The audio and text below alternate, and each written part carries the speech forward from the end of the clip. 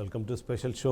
మనం చూస్తున్నాము పల్లకీ మోసిన వాళ్ళ సంగతి ఏంటి అన్నది. ఎందుకంటే ఏదైనా సరే పార్టీ కార్యకర్తలకు సంబంధించి చూసినప్పుడు ఒక రకమైన డిస్కషన్ జరుగుతూ ఉంటుంది. అందులో ముఖ్యంగా చూస్తే మాత్రం ఏదైతే మనం గమనించాల్సింది, చినుకు చినుకు కలిస్తే వర్షమయ్యి ఆ వర్షమే వరద అయినట్టుగానే ఇక్కడ ఎవరైతే ఒక్కొక్క కార్యకర్త కలిస్తేనే అది బలగమై ఆ పార్టీలను అధికారంలోకి తీసుకొస్తుంది.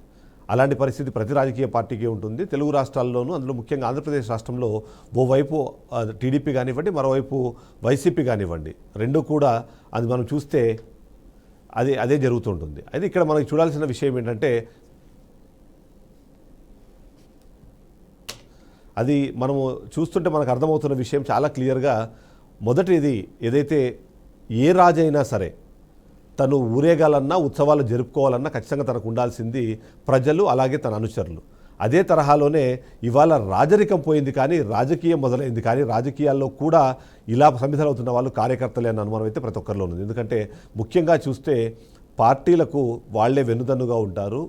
పార్టీ అధినేతకు వాళ్లే పక్క నుండి మరీ దీన్ని మొత్తం నడిపిస్తుంటారు. ఈ సందర్భంలో ఈ పల్లకీ మోస్తున్న వాళ్ళ సంగతి ఏంది అంటూ మనం చూస్తే, పార్టీ ఏదైనా కార్యకర్తలే బలమంటారు. వాళ్ళు లేనిది పార్టీ ముందుకు సాగడం, ఎన్నికల్లో గెలవడం అసాధ్యం అనేది జరగబోయే సత్యం.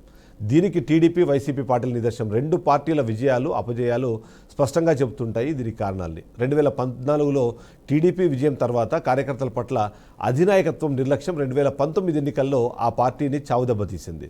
సేమ్ టు సేమ్ 2024లో జగన్ పార్టీకి ఇదే తరహా ఎదురైంది. 151 సీట్ల నుంచి 11 సీట్లకి పడిపోవడానికి కారణం కూడా కార్యకర్తల్ని విస్మరించడమే. సంక్షేమం అంటూ డబ్బులు పంచి పెట్టడం, ఆయన చుట్టూ ఉన్న కోటరీని మెయింటైన్ చేయడం తప్ప కార్యకర్తలకు పట్టించుకోలేదనేది బలమైన వాదన. వైసీపీ ఆవిర్భావం తర్వాత ఆ పార్టీకి అండదండగా నిలిచింది కార్యకర్తలే. 2014లో తొలిసారి సార్వత్రిక ఎన్నికల పోటీ చేసి జట్టుగా వచ్చిన కూటమిని ఢీకొట్టి కొద్ది శాతం ఓట్ల తేడాతో అధికారాన్ని కోల్పోయింది వైసీపీ పార్టీ. ఇక ఖచ్చితంగా ఆ స్థాయి ప్రదర్శనకు కార్యకర్తలే బలం. అంతేకాకుండా నేతలు ఏసీ రూమ్స్లో ఉంటే ఎండల్లో జెండా పట్టుకొని తిరిగింది కూడా కార్యకర్తలే. ప్రతి ఇంటికి వెళ్ళి ఓటర్లకు నచ్చజెప్పి జనాల్లో నమ్మకాన్ని కలిగించింది వాళ్లే. 2014లో ఓటమితో కుంగిపోకుండా మరోసారి పార్టీ ఎజెండాను జనాల్లోకి తీసుకెళ్లారు కార్యకర్తలు. 2014 నుంచి 19 మధ్య ఆ పార్టీ అధికార పార్టీ నుంచి వచ్చిన కేసులను తట్టుకున్నారు. జైళ్లకు వెళ్లారు, ఆస్తులమ్మి పార్టీ కోసం ఖర్చు పెట్టారు. పార్టీయే ప్రాణంగా బతికిన వాళ్ళు లక్షల్లో ఉన్నారు. వాళ్ళ కష్టం ఫలించి జగన్పై నమ్మకంతో 2019 ఎన్నికల్లో వైసీపీకి చారిత్రక తీర్చారు ప్రజలు. 175 సీట్లకు గాను 151 సీట్లు గెలిపించి చరిత్రలో నిలిచిపోయే గెలుపును అందించారు.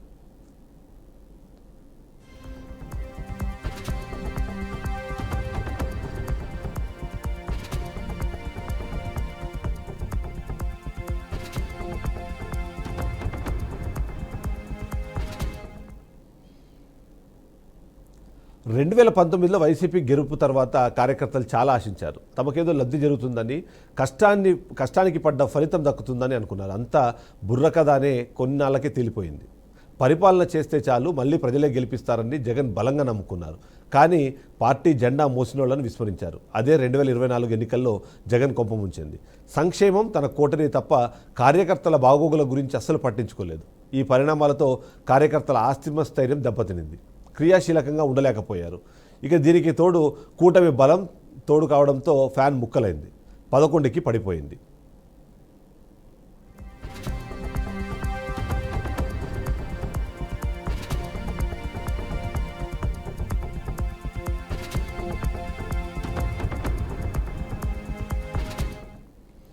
రెండు 2019లో టీడీపీ ఘోర పరాజయం తర్వాత చంద్రబాబు నాయుడు కీలక ప్రకటన చేశారు. అధికారంలో ఉన్నంతకాలం పరిపాలనపై దృష్టి సారించి కార్యకర్తల్ని పట్టించుకోలేదన్నారు. కార్యకర్తలు తనను మన్నించాలని, ఇకపై అలా ఉండనని ఓపెన్గా ప్రకటన చేశారు. ఇక 2024లో వైసీపీ ఘోర పరాజయం పాలైంది.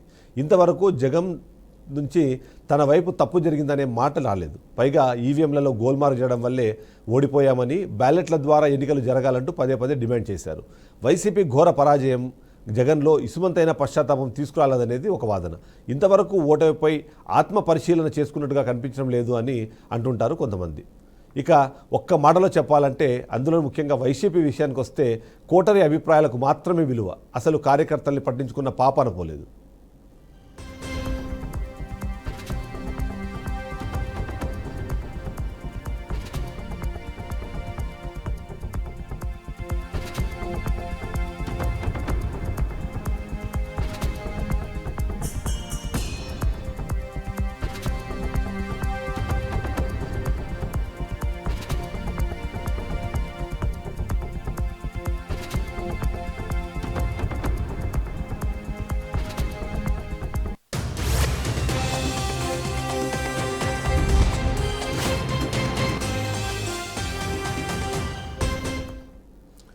2019 అపజయం తర్వాత చంద్రబాబు నాయుడు ఎలా అయితే ఫీల్ అయ్యో 2024 పరాజయం తర్వాత జగన్మోహన్ రెడ్డి కూడా అదే తరహా అభిప్రాయాన్ని వ్యక్తం చేశారు. ఎందుకంటే ఓవైపు రెడ్ బుక్ పేరుతో టీడీపీ వైసీపీ కార్యకర్తల పేర్లు ఎక్కిస్తుంటే మేము గుడ్ బుక్తో మరొక బుక్ని ఓపెన్ చేయబోతున్నాం. అందులో ఎవరైతే కార్యకర్తలు ఈ పార్టీ కోసం పనిచేశారో ఆ పార్టీలకు సంబంధించిన ఆ నాయకులకు సంబంధించిన పేర్లను దీంట్లో తీసుకుంటాము, వాళ్ళకి ఖచ్చితంగా మేము న్యాయం చేస్తాము అని చెప్పారు. కానీ ఆ దానిపైన ఇప్పటికీ భిన్నాభిప్రాయాలు వైఎస్ఆర్ కాంగ్రెస్ పార్టీలో కనిపిస్తున్నాయి. ఎందుకంటే ముఖ్యంగా చూస్తే 2019 ఎన్నికల ఫలితాల తర్వాత కార్యకర్తలను విస్మరించి కేవలం తన కోటరీలో ఉన్న కొంతమంది నాయకులు, అందులో ముఖ్యంగా సజ్జల రామకృష్ణారెడ్డి లాంటి వాళ్ళని కానివ్వండి, విజయసాయిరెడ్డి లాంటి వాళ్ళని మాత్రమే తన చుట్టూ పెట్టుకొని తను చెప్పిన మాటలు మాత్రమే విన్నారని, ఇది జగన్మోహన్ రెడ్డి చెప్పాలనుకున్న విషయాన్ని కూడా వాళ్ళ ద్వారా చెప్పించారని, అది కార్యకర్తలకు తను అనుకున్న విధానం కానివ్వండి, తను అనుకున్న ఏదైతే విషయం ఉందో అది కార్యకర్తల వరకు చేరకపోవడానికి కారణం ఖచ్చితంగా జగన్మోహన్ రెడ్డి వైఖరి అన్నది ప్రతి ఒక్కరూ చెబుతుంటారు. అంతేకాకుండా పార్టీని వీడి బయటకు వచ్చిన వాళ్ళు కూడా ఎక్కువ శాతం మాట్లాడింది 100% కార్యకర్తలను విస్మరించడం వల్లనే ఇది జరిగింది అన్న పాయింట్.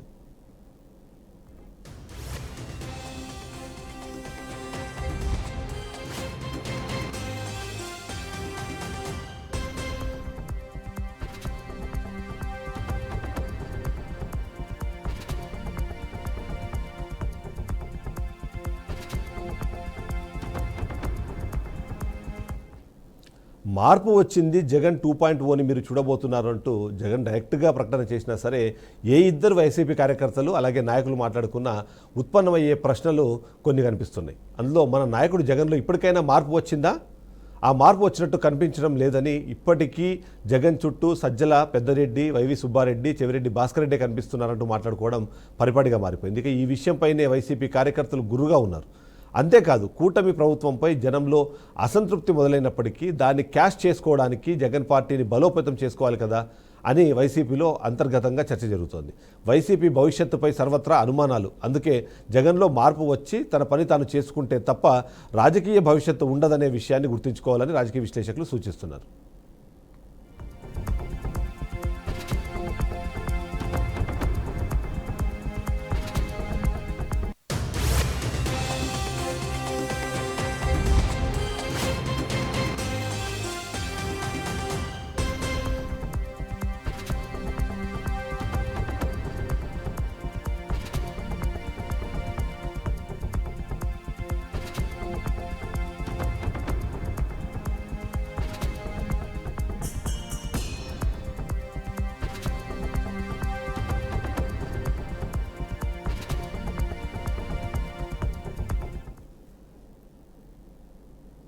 పల్లకీ మోసనుల సంగతి ఏంటి అని మాట్లాడే క్రమంలో వైసీపీ పార్టీ కార్యకర్తల గురించి ఖచ్చితంగా ప్రతి ఒక్కరు ఇప్పటికీ బాధపడుతున్న పరిస్థితి మనకు కనిపిస్తుంది. ఎందుకంటే ఒకవైపు ఆర్గనైజ్డ్ అయినా అనార్గనైజ్డ్ అయినా సరే కార్యకర్తలే వైసీపీ పార్టీకి బలం అన్నది ప్రతి ఒక్కరికి తెలిసిన విషయమే. కానీ 2019లో ఎన్నికల ఫలితాల తర్వాత ఏదైతే రిజల్ట్స్ వచ్చాయో 151 సీట్లు రావడానికి కారణంగా చూస్తే కూడా ఎవరు విశ్లేషించినా ముఖ్యంగా ఏదైతే సోషల్ మీడియా, ఎందుకంటే గతంలో మనం చూసాం కొన్ని పార్టీలు సోషల్ మీడియా యాక్టివిటీస్ని స్టార్ట్ చేసినా దాన్ని పూర్తి స్థాయిలో పర్ఫెక్ట్గా యూజ్ చేసుకున్న పార్టీ అంటే వైసీపీ పార్టీ అని చెప్పాలి. ఎందుకంటే ఒక 50 నుంచి 60 వేల మంది అసలు ఎక్కడున్నారో, ఏం పని చేస్తున్నారో, వాళ్ళు ఎలా పనిచేస్తున్నారో కూడా తెలియకుండానే ప్రజల్లోకి వైసీపీ పార్టీని తీసుకెళ్లే క్రమం కానివ్వండి, వైసీపీ చేయాలనుకుంటున్న పనులు, అంతకుముందు టీడీపీ పార్టీలో జరిగిన తప్పులు ఏవైతే ఉన్నాయో వాటన్నింటినీ ప్రజల్లోకి తీసుకెళ్లడంలో వాళ్ళు చాలా కీలకంగా వ్యవహరించారని ప్రతి ఒక్కరికి తెలుసు. ఈ సందర్భంలో కొద్దిమంది కార్యకర్తలు కేసులు ఎదుర్కొన్నారు, కొద్దిమంది కార్యకర్తలు తమ ఆస్తులు పోగొట్టుకున్నారు, కొద్దిమంది కార్యకర్తలు అయితే తమ ప్రాణాలనే పోగొట్టుకున్నారు. అయినా సరే పార్టీ అధికారంలోకి వచ్చిన తర్వాత వైసీపీ కేవలం కొద్ది మందిని మాత్రమే తన చుట్టూ ఒక కోటరీగా మార్చుకొని వాళ్ళు చెప్పిన మాటలే విన్నారు, వాళ్ళ కళ్ళతోనే చూశారు, వాళ్ళు చూసింది మాత్రమే ఈయన కూడా అర్థం చేసుకున్నారు అన్నది ప్రతి ఒక్కరూ చేసే ఒక విమర్శ. అలానే కార్యకర్తల్ని దూరం చేసుకోవడానికి మరొక కీలకమైన అంశము వాలంటీర్ వ్యవస్థను తీసుకొని వచ్చి డైరెక్ట్గా ప్రజలకి అలాగే జగన్మోహన్ రెడ్డికి మధ్యలో నాయకులు కానివ్వండి, ముఖ్యంగా సెకండ్ గ్రేడ్ నాయకులు పార్టీల్లో కార్యకర్తలుగా పనిచేస్తూ గ్రామస్థాయిలో ప్రతి ఒక్క ఇంటికి వెళ్ళి పలకరించే నాయకులను విస్మరించారు. తద్వారానే ఈ నష్టం జరిగింది అని ఇప్పటికీ మాట్లాడుతుంటారు. పార్టీని వీడి వెళ్ళిన నాయకులందరూ చెప్పే మాట కూడా దాదాపుగా అదే. నిజంగానే పల్లకీ మోసిన కార్యకర్తల్ని వైసీపీ విస్మరించడం వల్ల ఎలాంటి నష్టం జరిగింది అన్న విషయంపైన, అలాగే ఆ కార్యకర్తలు ఎలా భావించారు, ఎలా ఫీల్ అయ్యారన్న విషయంపైన కూడా మనము దీనిపైన ఒక విశ్లేషణ చేయబోతున్నాం. విశ్లేషణలో మనతో పాటు జాయిన్ అవుతున్నారు మస్తాన్ రావు గారు, సీనియర్ జర్నలిస్ట్ అలాగే రాజకీయ విశ్లేషకులు. మస్తాన్ రావు గారు, గుడ్ మార్నింగ్. ఇవాళ గెలుపోటములకు సంబంధించి ఎవరు విశ్లేషించుకున్నా సరే పార్టీ ఎలా పర్ఫామ్ చేసింది, ప్రభుత్వంలో ఉన్నప్పుడు ఎలాంటి కార్యక్రమాలు జరిగాయి, వీటన్నిటికన్నా ముఖ్యంగా పార్టీ చేసిన మంచిని ప్రజల్లోకి తీసుకెళ్లాలన్నా, పార్టీ మీద వచ్చిన విమర్శలను ప్రతిఘటించాలన్నా ఎక్కువగా పనిచేసేది కార్యకర్తలే. ఈసారి వైఎస్ఆర్సీపీ ఓడిపోవడానికి ముఖ్య కారణం కార్యకర్తలను విస్మరించడం అన్నది ప్రతి ఒక్కరు చెప్తూ వస్తున్నారు. మీ విశ్లేషణ ఏంటి, మీ అబ్జర్వేషన్ ఏంటి? గుడ్ మార్నింగ్ అండి. న్యూస్ ప్రేక్షకులకు మీకు కూడా. ఇప్పుడు వైఎస్ఆర్సీపీ మొదటగా మనం ఎలా పుట్టింది అనేది చూస్తే, వైఎస్ రాజశేఖర రెడ్డి గారు కాంగ్రెస్ పార్టీ ముఖ్యమంత్రిగా ఉండేవాళ్ళు.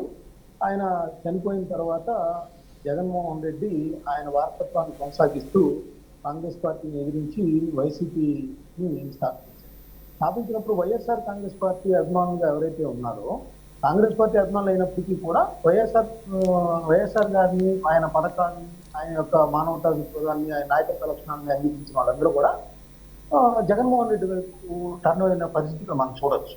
అదేవిధంగా ఆయన శివకుమార్ గారి నుంచి వైసీపీని ఆయన తీసుకొని ఆ తర్వాత దాన్ని కొనసాగించినప్పుడు కూడా ఆయన ఉప ఎన్నికలకు 18 మంది ఆయన తరఫున రాజీనామా చేసి వచ్చినప్పుడు ఆయన పట్ల అటు అభిమానులు కానీ, కార్యకర్తలు కానీ అసలు వాళ్ళ ప్రాణాలను కానీ లెక్క చేయకుండా వాళ్ళు త్యాగాలు చేసి వాళ్ళందరినీ కూడా, అంటే ఆ రోజు తెలుగుదేశం పార్టీకి కనీసం డిపాజిట్లు కూడా రాని పరిస్థితిని కల్పించారు కార్యకర్తలు. మనం ఆ 18 ఉప ఎన్నికల్లో కూడా చూడొచ్చు. ఆ తర్వాత జగన్మోహన్ రెడ్డి గారు మొదట్లో ఆయన తల్లి పులివెందుల్లో ఎమ్మెల్యేగా నిలిచినప్పుడు కానీ, లేదంటే ఆయన కడప బై ఎలక్షన్లో పార్లమెంట్ సభ్యుడిగా పోటీ చేసినప్పుడు కానీ దేశంలోనే ఎక్కడా లేని విధంగా 5 లక్షలుగా పైగా ఓట్ల మెజార్టీ పరిస్థితి. అదేవిధంగా 2014లో కూడా విభజన జరగకపోయి ఉంటే జగన్మోహన్ రెడ్డి గారి అధికారంలోకి వచ్చే పరిస్థితి ఉండేది. అనుభవం అది కూడా అధికారం 67 స్థానాలకు దగ్గరగా వచ్చేసి చేజారిందని చెప్తారు. సో అక్కడ మొదటి దెబ్బ తగిలింది. అయినా కూడా కార్యకర్తలందరూ కూడా, వైఎస్ఆర్ సిపిని అభిమానించే కార్యకర్తలు వాళ్ళందరూ గ్రామ స్థాయి నుంచి కూడా, అంటే నిజానికి నిర్మాణాత్మకంగా అక్కడెక్కడా కూడా పటిష్టంగా లేదు, కానీ వాళ్ళు ఒకళ్ళకొకళ్ళు ఐకమత్యంగా ఉండి ఆ పార్టీని 67 స్థానాలకి ఎదిగేలాగా చేశారు. ఆ తర్వాత అయినా కూడా ఆ 2014 నుంచి 19 చూస్తే మనం అనేక కేసులు, చాలా మంది హత్యగా పడ్డారు. వైఎస్ఆర్ సిపికి సంబంధించిన కార్యకర్తలు కానీ, మండల స్థాయి నేతలు కానీ హత్యలకు గురైన పరిస్థితి. అక్కడ గ్రామాల్లో కానీ, మండలాల్లో కానీ స్థానికంగా ఉన్న ప్రతీకార రాజకీయాల్లో భాగంగా వాళ్ళందరూ కూడా ప్రాణాలు కోల్పోయారు. చాలా మంది కుటుంబాలు మన పల్నాడులో చూసినట్టే ఊళ్ళు కూడా వెళ్ళిపోయారు. జగన్ గారిని అభిమానిస్తా లేదా వైఎస్ఆర్ సిపికి అండగా ఉన్నట్టు బట్టి వాళ్ళందరూ కూడా ఊళ్ళు వెళ్ళిపోయిన పరిస్థితి కూడా మనం అక్కడ చూసాం. పల్నాడు కానీ, అట్లాగే రాయలసీమలో కొన్ని జిల్లాల్లో కానీ వాళ్ళ ఊళ్ళు ఇంకా 4 ఏళ్ల పాటు వాళ్ళు తిరిగి ఊరికి వచ్చే పరిస్థితి కూడా లేదండి. నిజానికి అంత స్థాయిలో ఒక అణచివేతను కూడా తట్టుకొని మళ్ళీ 2019లో జగన్మోహన్ రెడ్డి గారిని ఎట్టి పరిస్థితుల్లో ఆయన ఆయన అనుకున్నప్పటికీ, అలా రాజశేఖర రెడ్డి గారికి సంబంధించి మనం ఒకసారి కృతజ్ఞత తెలియజేయాలంటే ఖచ్చితంగా ఆయన మన అధికారంలో తెచ్చుకోవాలని ఆ విధంగా పనిచేసి చారిత్రాత్మక విజయాన్ని. అయితే ఇక్కడ ఒక విషయం ఇప్పుడు ప్రతి సందర్భంలోనూ నేను జైలుకు వెళ్ళాను, నేను 16 నెలల పాటు జైల్లో ఉన్నాను అని చెప్పి ప్రతి సందర్భంలో మాట్లాడుతుంటారు. కానీ 14 నుంచి 19 సందర్భంలో సోషల్ మీడియాలో పోస్టులు పెట్టిన కార్యకర్తలు కానివ్వండి, లేకపోతే ముఖ్యంగా కొద్దిమంది నాయకులు అయితే వాళ్ళందరినీ అలాగే సరే సంవత్సరాల పాటు పెట్టకపోయినా సరే వాళ్ళని కూడా జైలు తిప్పారు. అవన్నీ చేసినప్పుడు వాళ్ళ వైపు ఆ టైంలో వచ్చిన ఏదైతే సానుభూతి ఉందో, ఆ తర్వాత వీళ్ళు అధికారంలోకి వచ్చిన తర్వాత వాళ్ళని ఎవరిని పట్టించుకోలేదు, వాళ్ళకి ఎవరికి ఎలాంటి పొజిషన్స్ ఇవ్వలేదు అన్న మాట కూడా మాట్లాడుతున్నారు. ఆ 14 నుంచి 19 వరకు మనం విశ్లేషిస్తే అప్పుడు కార్యకర్తలు పడిన కష్టాలేంటి, బాధలేంటి, ఆ సందర్భంలో జగన్మోహన్ రెడ్డి అప్పుడు చేయాల్సిన పని ఆ తర్వాత ఎందుకు అధికారంలోకి వచ్చినాక చేయలేకపోయారంటారు? అదే సార్, ఇప్పుడు నిజానికి 2014-19 మధ్య ఇప్పుడున్నంత పటిష్టంగా కూడా లీగల్ వ్యవస్థ లేదు పార్టీకి సంబంధించి. ఎవరి ఆస్తులు తాకట్టు పెట్టుకొని బెయిల్ తెచ్చుకోవడం కానీ, లేదంటే వాళ్ళకి లీగల్ ఖర్చులు కానీ, పోలీసులకు సంబంధించి పోలీస్ స్టేషన్లో చుట్టూ తిరగాల్సిన కూడా ఓన్గా పెట్టే పరిస్థితి ఉంది. వాళ్ళందరూ ఏమనుకున్నారంటే, మనం అధికారంలోకి వస్తే ఎవరైతే ఈ విధంగా బాధపడ్డారో, కష్టాలు ఎదుర్కొన్నారో, అణచివేత ఎదుర్కొన్నారో వాళ్ళందరికీ మంచి పొజిషన్ వస్తుంది అనేది వాళ్ళు ఎదురు చూసిన పరిస్థితి. అయితే అది అంతా కూడా వాళ్ళకి నిజ్జిగా మారిపోయింది. 2019-24 మధ్య వాళ్ళందరినీ కూడా, నేను ఒక ఎగ్జాంపుల్ చెప్తానండి. చిదంబరెడ్డి ఇక్కడ అత్తోట జోసఫ్ కుమార్ అని దాదాపు 15 నుంచి 20 కేసులు పెట్టారండి అక్కడ తెనాలి దగ్గర. ఆయన ఏమనుకున్నారంటే, వీళ్ళందరూ ఇట్లా త్యాగాలు చేసాం, మాకు ఏదన్నా కనీసం నామినేటెడ్ పోస్టో లేదంటే ఆర్థికంగా వెసులుబాటు కల్పించేలాగా ఏదన్నా అవకాశాలు కల్పిస్తారేమో చూశారు. ఆయన 5 ఏళ్ల పాటు చూసినా కూడా ఆయనకి కనీసం లేదు. అదే ఆయన మీద కేసులు పెట్టిన ఎస్పీకి మళ్ళీ ఇదే ప్రభుత్వంలో మంచి పోస్టింగ్లు వచ్చారు. కలెక్టర్ కానీ ఎస్పీలకు కానీ అలాగా ఎవరైతే కేసులు పెట్టారో వాళ్ళకి. సో అదొకటి. రెండోది ఏంటంటే పార్టీలు వేరే పార్టీల నుంచి వైఎస్ఆర్సీపీలోకి వచ్చిన వాళ్ళకి కూడా నామినేటెడ్ పోస్టులు దక్కాయి. కానీ జగన్మోహన్ రెడ్డి గారు పార్టీ పెట్టినప్పటి నుంచి కూడా భుజాన్ని వేసుకొని జెండా మోసిన కార్యకర్తలు, జైలుకి వచ్చిన కార్యకర్తలకు ఆ విధమైన గుర్తింపు లభించలేదు. దీన్ని స్వయంగా జగన్మోహన్ రెడ్డి గారు అధికారం పోయిన తర్వాత గ్రహించారు, అధికారం ఉన్నప్పుడు గ్రహించలేదు. దానిలో ఎటువంటి సందేహం లేదు. ఆయనే చెప్పారు స్వయంగా. ఇటీవల ఒక పార్టీ విస్తృత సమావేశంలో ఆయన మాట్లాడుతూ, నేను ప్రజలను చూశాను కానీ కార్యకర్తలను విస్మరించాను, ఇక నుంచి అలా ఉండదు, గుడ్ బుక్ ఒకటి పెట్టుకున్నాను, ఎవరైతే కష్టపడి పనిచేస్తారో ఆ గుడ్ బుక్ లో రాసుకుంటాను, ఖచ్చితంగా వచ్చేసారి అధికారంలోకి వచ్చిన తర్వాత వాళ్ళకి మంచి గుర్తింపు ఇస్తానని. అది సరే, మరి ఇప్పుడు ఈ 11-12 పాటు పనిచేసి కేసులు ఎదుర్కొని ఆర్థికంగా నష్టపోయిన వాళ్ళందరినీ ఏ విధంగా ఆదుకుంటున్నారనేది ఒక పెద్ద ప్రశ్న వస్తుంది. రెండోది, ఇటీవల కాలంలో ఆయన చూస్తే పార్టీలతో మమేకం పార్టీ కార్యకర్తలతో మమేకం అవుతాను, నేను ఖచ్చితంగా వాళ్ళందరినీ కూడా నాయకులందరినీ కూడా పక్కన పెట్టేసేసి వాళ్ళతోనే మాట్లాడతాను, వారంలో 2 రోజుల పాటు, అంటే నెలలో 8 రోజుల పాటు వాళ్ళతో ఉంటానని ప్రకటించారు. సంక్రాంతి అయిన తర్వాత అన్నారు. ఆ తర్వాత మరో ప్రశ్న జరిగింది ఒక 10 రోజుల క్రితం. ఆయన, సార్ మీరు ఇట్లా కార్యకర్తల దగ్గరికి వెళ్తున్నారా అంటే, ఇప్పుడే తొందరగా ఉంది అంటున్నారు. సో కొద్దిగా డీలా పడిన పరిస్థితి. ఓ పక్కనేమో ప్రధానమైన నాయకులందరూ కూడా పార్టీని వదిలి వెళ్ళిపోతున్నారు. బలహీనపడిన క్షణంలో అనేక బలహీనపరచడానికి నాయకులు కూడా తోడవుతారు. ఎవరు కూడా అంటే ఆయనతో పాటు తొలి నుంచి నడుస్తున్న వాళ్ళందరూ కూడా నిష్క్రమించడం అనేది కార్యకర్తల్లో ఒక విధమైన నిరాశ నిస్పృహల్ని రేకెత్తుంది. ఆయన ఎంత కొన్ని గాంభీర్యం ప్రదర్శన చేస్తున్నా కూడా. ఇంకోటి సార్, నేనేమంటానంటే ఏ రాజకీయ పార్టీ అయినా ఇచ్చిన మేనిఫెస్టో మొత్తం కూడా అమలు చేస్తున్న పరిస్థితి ఉండదు. ఎందుకంటే ఆర్థికంగా అలా కుదరదు అనమాట. లేదా కొంతమంది ప్రజల్ని మద్దతు కొన్ని పార్టీలు చేస్తాయి. అదేవిధంగా జగన్మోహన్ రెడ్డి గారు కూడా మేనిఫెస్టోలో ఇప్పటికీ ఆయన ఏమని చెప్తారంటే 99% అమలు చేశారని చెప్తారు. నిజానికి సిపిఎస్ కానీ అట్లా దాదాపు ఒక 30-40% అమలు చేయని కూడా ఉన్నాయి. సో అలాగే ఇప్పుడు సర్కారు కూటమి సర్కారు ఇచ్చిన వాటిల్లో కూడా ఇంకా వాళ్ళు 9 నెలల్లోనే అమలు చేయని పరిస్థితి ఉంది. మస్తాన్ గారు, ఇక్కడ వాలంటీర్ వ్యవస్థ అన్నది ఆయనకి ఒక పెద్ద సైన్యంగా ఉంటుంది అని ఒక ఎక్స్పెక్టేషన్ పెట్టుకున్నారు. అందుకు భాగంగానే ఆ వాలంటీర్ వ్యవస్థను తీసుకొచ్చారు. కానీ అంతకన్నా కీలకమైన సైనిక వ్యవస్థ, అంతకుముందు ఆయన కోసం పోరాడిన సైనికులు, వీళ్ళందరినీ విస్మరించారు. తద్వారానే ఎవరైతే ప్రజలకి అంటే ఓటర్లకి నాయకుడికి మధ్యలో వారధిగా నిలబడే కార్యకర్తలను విస్మరించడం ద్వారా ఆ రోల్లోకి ఎంతో కొంత వాలంటీర్లు వస్తారో అనే ఒక ఆశ పడడం ద్వారా మొత్తం ఆ వ్యవస్థ మొత్తం కుప్పకూలిపోయింది అని ఒక విశ్లేషణ వినిపిస్తూ ఉంటుంది. తద్వారానే ఎమ్మెల్యేకి అలాగే కింద ఉన్న కార్యకర్తలు కావచ్చు, ఎమ్మెల్యేకి అలాగే ప్రజలకు మధ్యలో ఉన్న కనెక్షన్ తెగిపోవడము ఇవాళ ఈ 11 సీట్లు రావడానికి కారణంగా కూడా కొంతమంది విశ్లేషిస్తుంటారు. మీరు ఎలా చూస్తారు? ఖచ్చితంగా అండి. అంటే జగన్మోహన్ రెడ్డి గారి వ్యూహం ఎలా అంటే, ఏ రాజకీయ పార్టీ చేయని విధంగా ఆయన గతంలో చెప్పేవాళ్ళు. పశ్చిమ బెంగాల్లో ఏ విధంగా అయితే కమ్యూనిస్ట్ పార్టీ అధికారంలో ఉన్నాయి, అదేవిధంగా మనం కూడా 30 సంవత్సరాల పాటు ఉండే విధంగా పార్టీని బలపడేలాగా చేయాలి గ్రామ స్థాయిలో అని చెప్పేవాళ్ళు. సో దానిలో భాగంగా ఏంటంటే, ఓ పక్కన కార్యకర్తలు ఎటు నాకు ఉన్నారు, అదేవిధంగా ఒక మెకానిజం అంటే ప్రతి 50 ఇళ్ళకి సంబంధించి ఆయా ఇళ్లలో ఉన్న వాళ్ళకి ఏమేమి ప్రయోజనాలు కావాలి, వాళ్ళు ఎట్లాంటి పథకాలు వాళ్ళకి అవసరము, వాళ్ళకి ఏం చేస్తే నచ్చుతుంది అనే విధంగా తెలుసుకునే విధంగా ఒక వాలంటీర్ వ్యవస్థను నిర్మించుకున్నారు. దానికి అనుగుణంగా సచివాలయ వ్యవస్థ కూడా పనిచేస్తూ ఉంటుంది. ఆ విషయంలో సక్సెస్ఫుల్ గానే జగన్మోహన్ రెడ్డి గారు అయితే వెళ్ళారు. కానీ సేమ్ టైం మామూలు మన రాజకీయ పార్టీలు కానీ ఎలా ఉంటుందంటే, ఒక గ్రామ స్థాయి నాయకులు కానీ మండల స్థాయి నాయకులు కానీ ఒక పథకం మంజూరు చేయాలంటే వాళ్ళ ఇంటి చుట్టూ తిరిగేవాళ్ళు ప్రజలు. ఇప్పుడు వాళ్ళని ఎవరు అడిగే పరిస్థితి లేదు వైఎస్ఆర్సీపీ హయాంలో. కేవలం వాలంటీర్ దగ్గరికి వెళ్తాం, వాలంటీర్ అది ఆ పారామీటర్స్ ఉన్నాయా లేదా చూడటం, ఆ గ్రామ సచివాలయానికి పంపించడం, ఆ విధంగా మంజూరు జరుగుతుంది. అప్పుడు అక్కడ మండల స్థాయి నాయకులు గ్రామ స్థాయి నాయకులకి ప్రజలతో కట్ అయిపోయింది, సంబంధాలు అనేవి కట్ అయిపోయినాయి. వాళ్ళకి ఇన్ఫ్లుయెన్స్ లేదు, పలుకుబడి లేదు, ఈ పార్టీ నాయకులు దగ్గరికి వెళ్లాల్సిన అవసరం లేదు. సో వాళ్ళు వెళ్ళి వాలంటీర్కి గ్రామ స్థాయి నాయకులు మండల స్థాయి నాయకులు, బాబు మాకు ఒక గ్రామస్తులు ఉన్నారు, మా కార్యకర్తలు ఉన్నారు, అతనికి రావట్లేదని చెప్పినా కూడా అవి పారామీటర్స్ లేవని చెప్పేసి నిర్బంధంగా తిరస్కరించే పరిస్థితి. రాజకీయ పార్టీల్లో అదే ప్రధానమైన బలం. ఆ నాయకుడు గ్రామ స్థాయి, మండల స్థాయి, వార్డు స్థాయి, కార్పొరేటర్ స్థాయి, లేకపోతే డివిజన్ స్థాయి నాయకులు వెళ్ళినప్పుడు ఒక కార్యకర్తకు సంబంధించో లేకపోతే ఒక సామాన్యుడికి సంబంధించిన సమస్యను తీసుకెళ్ళినప్పుడు వాడు అక్కడ పరిష్కరిస్తారనే ఒక ఇది వస్తేనే అతనికి వాల్యూ పెరుగుతుంది. రేపొద్దున ఓటింగ్ ఏదైనా ఎన్నికల సమయంలో కానీ, స్థానిక ఎన్నికల సమయంలో కానీ, సార్వత్రిక ఎన్నికల సమయంలో కానీ ఆ పార్టీకి అండగా ఉంటాడు. మీరు అన్నట్టు వాలంటీర్లు ఒకవేళ అలా చేసి ఉంటే వాలంటీర్లు చూసుకోండి అని చెప్పి. అవును, వాలంటీర్ల నుంచి ఎప్పుడైతే మీరు తీసుకోమన్నారో అది ప్రభుత్వం డబ్బులే, మా డబ్బులే మాకు వచ్చాయి అనే విధంగా వీళ్ళు ప్రజల్లోకి ఒక వాదన తీసుకెళ్లే ప్రయత్నం కూటమి చేసింది, అది సక్సెస్ అయింది. అలా కాకుండా మీరు అన్నట్టు కార్యకర్తలు అక్కడ ఉన్న కూటమే కాదు సార్, ఒక్క నిమిషం సార్. ఇప్పుడు కూటమే కాదు, వాలంటీర్లు ఎవరైతే నిజమైన కార్యకర్తలు 11-12 ఏళ్ళ నుంచి పనిచేస్తా ఉన్నారో వాళ్ళందరూ కూడా మీరు వాలంటీర్లు నమ్ముకున్నప్పుడు ఇంకా మేమెందుకు కష్టపడి పనిచేయాలని ఓట్లకు సహాయ నిరాకరణ చేశారు.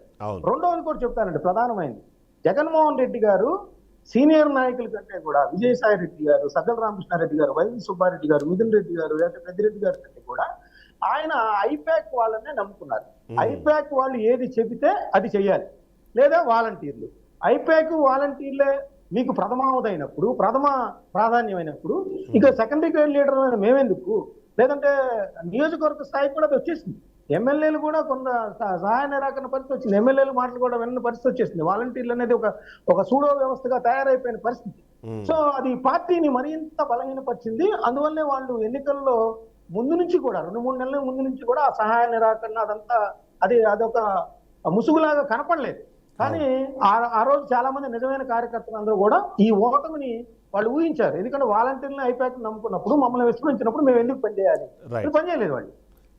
అదే కనిపిస్తా ఉంది. కంక్లూజన్కి వెళ్దాం మనం ఇప్పుడు. సరే, మీరు అన్నట్టుగా జగన్ 2.0 మీరు చూడబోతున్నారు. గతంలో నేను కేవలం ప్రజలను మాత్రమే పట్టించుకున్నాను, కార్యకర్తల్ని పట్టించుకోలేదని ఒక మాట మాట్లాడారు. గుడ్ బుక్ అన్నది ఒకటి కొత్త వర్షన్ అయితే తెరపైకి తీసుకొచ్చే ప్రయత్నం చేస్తారు. కనీసం ఇప్పటికైనా కార్యకర్తలు నమ్ముతున్నారంటారా? ఎందుకంటే ఆ ఫోటోలు దిగేది గతంలో అధికారంలో ఉన్నప్పుడు మీరు అన్నట్టు కేసులు ఎదుర్కొన్న వాళ్ళు, లేకపోతే ఇంకా పెద్ద పెద్ద ఇష్యూస్లో ఉన్న వాళ్ళకి కనీసం ఫోటో దిగేందుకు కూడా అవకాశం ఇవ్వని పరిస్థితి. ఎందుకంటే ఈ మధ్యకాలంలో సరే అది యాదృచ్ఛికమైనా సరే పుష్ప సినిమాలో ఎట్లయితే ఆ పర్సన్కి ఫోటో ఇవ్వడానికి ఇబ్బంది పెట్టారో, అంటే అదంటే స్మగ్లర్ అని ఇవ్వలేదు, ఈయన కార్యకర్త అయినా సరే ఇవ్వలేదు. అది తద్వారా వాళ్ళల్లో ఉన్న ఒక ఆ ఏవగింపో, లేకపోతే ఎందుకు మేము ఇంత కష్టపడిన తర్వాత కనీసం ఒక ఫోటోకి కూడా ఎవరినో అడుక్కోవాల్సిన పరిస్థితి ఎందుకు వచ్చింది అని కార్యకర్తలో వచ్చిన భావన ఇప్పుడు పోయిందంటారా? ఎందుకంటే రెగ్యులర్గా ఫొటోస్ అవి మనకు కనిపిస్తున్నాయి సోషల్ మీడియాలో, మేము దిగాము అని చెప్పేసి. మీరు చెప్పింది 100% ఉన్నది. ఎందుకంటే ఓదార్పు యాత్ర, ప్రజా సంకల్ప యాత్ర జరిగినప్పుడు ప్రతి కార్యకర్త ఆయన చేరువుకు వెళ్ళగలిగాడు, ఆయనతో ఫోటో దిగలిగాడు. ముఖ్యమంత్రి అయిన తర్వాత మాత్రం వేల మీద లెక్కపెట్టే స్థాయిలో ఉంటుంది ఒక నియోజకవర్గంలో ఎవరైనా వెళ్ళి ఫోటో దిగారంటే. కానీ ఎందుకంటే ఆయన దగ్గర ఎంపీగా పనిచేసిన సంజీవ్ కుమార్ గారు చెప్పారు, కర్నూలు నుంచి పనిచేసిన ఆయన, నేను ఈ 5 సంవత్సరాల కాలంలో యాజ్ ఎంపీగా 3 సార్లు మాత్రమే కలగలిగాను. అంటే ఎంపీలకి ఆ పరిస్థితి ఉంటే కార్యకర్తలకు అసలు ఏం లేదనేది పాయింట్. సో ఇప్పుడు అది మారింది, అది కొంతవరకు మారింది. అయితే ఏంటంటే ప్రజలు కానీ కార్యకర్తలు కానీ వాస్తవిక చూస్తారండి. ఎందుకంటే ఇప్పుడు కూడా ఈవీఎంల మీద వాటి మీద కాకుండా జగన్మోహన్ రెడ్డి గారు ఎన్నికలకు వెళ్ళేటప్పుడు ఒక మాట చెప్పారు, నేను మీ కుటుంబానికి మంచి చేశాను, మేలు చేశానని చెబితేనే నాకు ఓటు వేసి గెలిపించండి, లేకపోతే అక్కర్లేదనే ఒక స్లోగన్ ఇచ్చారు. ఆ తర్వాత తిరస్కరణ జరిగింది, అది వాస్తవం అంగీకరించాలి ముందు. సో దానిలో ఎక్కడ తప్పు జరిగింది? ఇన్ని 2,73,000 కోట్ల రూపాయలు ప్రతి ఇంటికి వెళ్ళి మనం పంచినా కూడా, ప్రతి ఎమ్మెల్యే మంత్రి ద్వారా ప్రతి గడపకి వెళ్ళి చెప్పినా కూడా ప్రజలు ఎందుకు మనల్ని తిరస్కరించారు? ఎందుకు అభివృద్ధి విషయంలో మనం ఎప్పుడు ఏం చెప్తూ ఉంటారంటే కూటమి సర్కారు లేకపోతే మీడియా సహకారంతో వాళ్ళు దుష్ప్రచారం చేశారంటారు. నిజానికి 2019లో కూడా జగన్మోహన్ రెడ్డి గారి మీద ఆయన మనీ లాండరింగ్ కేసులు అది ఇది అని చెప్పినా కూడా జనాలు యాక్సెప్ట్ చేయాలి. ఇదే మీడియా, ఇదే సర్కారు, ఇదే బీజేపీ, ఇదే తెలుగుదేశం, ఇదే జనసేన జగన్మోహన్ రెడ్డి గారి గురించి అనేక విధాలుగా దుష్ప్రచారం చేశాయి. అయినా కూడా 150 స్థానాలు ఇచ్చారు.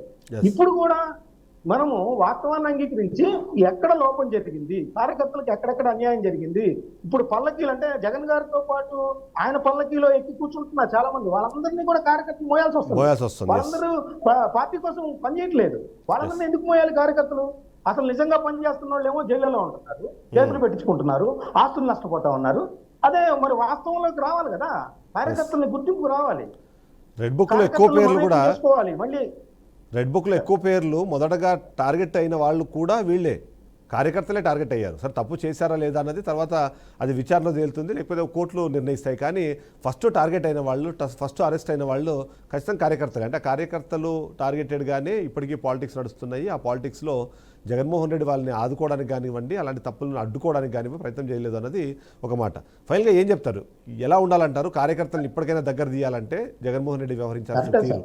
ఇప్పుడు మనం చూస్తా ఉన్నాం, అంటే ఎవరైతే పేరు పొందిన నాయకులు అరెస్ట్ అయినప్పుడు వాళ్ళ మీద కేసులకి ఆమోదింపబడినప్పుడు లేకపోతే వాళ్ళని కక్ష సాధిస్తున్నప్పుడు మనకు ఎక్స్పోజ్ అవుతుంది. నిజానికి వేల మంది లక్షల మంది కూడా అని చెప్తాను నేను. అంటే లక్షలు అంటే కొన్ని గ్రూప్స్ మీద కూడా పెట్టిన పరిస్థితులు ఉన్నాయి కేసులు. అవును. వైసీపీకి సంబంధించి కింద సోషల్ మీడియాలో అటు పోస్టింగ్లు ట్రాన్స్ఫర్ చేసినా కూడా, షేర్ చేసినా కూడా పెడతా ఉన్నారు. అలాంటి పరిస్థితుల్లో వాళ్ళందరినీ ఐడెంటిఫై చేయటం, వాళ్ళ కుటుంబాలు ఎలా ఉన్నాయి, అతను ఆ ఇంటి పెద్దగా ఉంటే వాళ్ళ ఆధారం కోల్పోయిన పరిస్థితులు ఉన్నాయి. సో ఇవన్నీ కూడా నియోజకవర్గంలో ఇంత షార్ట్ అవుట్ చేసి వాళ్ళని ఆర్థికంగా ఆదుకునే క్రమం కానీ, వాళ్ళ కేసుల నుంచి బయటపడే క్రమం కానీ ఇవన్నీ చేయాలి ఒకవైపు. రెండోది ఏంటంటే, ఏదైతే కూటమి సర్కారుకి సంబంధించి వైఫల్యాలు ఉన్నాయో వాటి మీద వెళ్ళేటప్పుడు వాళ్ళకి భరోసా కల్పించాలి. ఇక నుంచి మనం పోరాటం చేస్తే ఇగో మీకు ప్రయారిటీ ఉంటది, నా చుట్టుపక్కల వాళ్ళందరూ నన్ను కలవాలంటే మిమ్మల్ని ఎవరు రిస్ట్రిక్ట్ చేయడానికి అవకాశం లేదు. ఇప్పుడు కూడా రిస్ట్రిక్ట్ చేస్తున్నారండి చాలా మంది. అవునవును, తెలుసు. జగన్మోహన్ రెడ్డి గారు ఇప్పటికైనా ఫోన్ చేసుకుంటేనే లోపలికి వెళ్ళి కలుస్తారు. అవును. సో అలాంటి పరిస్థితుల్ని పటాపంచలు చేస్తూ ఆయన కార్యకర్తల్లో నమ్మకం కలిగించాలి, సెకండరీ గ్రేడ్ లీడర్ నాయకుల్లో నమ్మకం కలిగించాలి. ఎవరైతే త్యాగాలు చేస్తారో వాళ్ళందరినీ గుర్తించాలి. అప్పుడు ఆ పార్టీకి మనుగడ సాధ్యమే. చెప్తే ఇప్పుడున్న పరిస్థితిలో నిరాశ నిస్సులతో ఉన్నారు. వాళ్ళందరినీ కూడా భరోసా కల్పించి, లేదు మనం రానున్న కాలంలో ఖచ్చితంగా మనం పనిచేస్తాము, వైఫల్యాన్ని ఎండగడతాము, నిలదీసిన తర్వాత మనం అధికారంలో ఖచ్చితంగా వస్తామనేది వచ్చినప్పుడే కార్యకర్తలు మళ్ళీ ఇటువైపు మద్దతు జగన్మోహన్ రెడ్డి గారు పొందగలరు. Yes, thank you very much Mastan Rao garu, చాలా మంచి విశ్లేషణ అందించారు. Thank you very much. ఓవరాల్గా చూస్తే జగన్ 2.0 అనే పేరు నోటితో కాదు, ఆయన ఆలోచన విధానంలో కానివ్వండి, ఆయన వ్యవహరిస్తున్న తీరులో కూడా కనిపించాలన్నది ప్రస్తుతానికి కార్యకర్తలు కోరుకుంటారు. ఎందుకంటే నాయకుల్ని నమ్ముకొని మేము పార్టీలో లేము, కేవలం ఒకే నాయకుడిని, అధినాయకుడిని నమ్ముకొని మాత్రం మేము పార్టీలో ఉన్నాం. కాబట్టి ఎంతమంది నాయకులు పోయినా అలాంటి నాయకుల్ని మరికొంతమందిని తయారు చేసే కెపాసిటీ జగన్మోహన్ రెడ్డికి ఉంది. కాబట్టి తనతో పాటే మేము నడుస్తామంటూ కార్యకర్తలు చెప్తున్న నేపథ్యంలో జగన్మోహన్ రెడ్డి గారు, మీరు వాళ్ళ బాధను వినండి, వాళ్ళ ఆలోచనలు ఏవైతే వాటిని అర్థం చేసుకునే ప్రయత్నం చేయండి, వాళ్ళు ఏం కోరుకుంటున్నారో దాన్ని నెరవేర్చే ప్రయత్నం చేయండి. 2024లో ఏదైతే మీరు చవి చూసిన ఓటమి ఉందో ఆ ఓటమికి మీరు ఎన్ని కారణాలు విశ్లేషించుకున్నా మొదటి కారణంగా మాత్రం కార్యకర్తలకు మీకు మధ్యలో ఉన్న ఆ గ్యాప్ అన్నది మాత్రం గుర్తించాలి. ఇది వాళ్ళ షో. రేపటి షోతో మళ్ళీ కలుద్దాం. Stay tune.